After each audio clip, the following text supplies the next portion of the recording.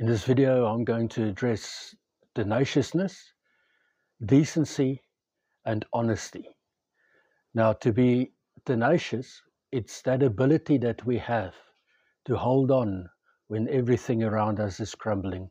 That ability that tells us, just hold on for another week, just hold on for another month. So then you will change, because we often give up, we will often self-sacrifice and self-sabotage ourselves when we are very, very close to our end goal. That is exactly when we need to be very, very tenacious. Now, is tenacity always a good trait?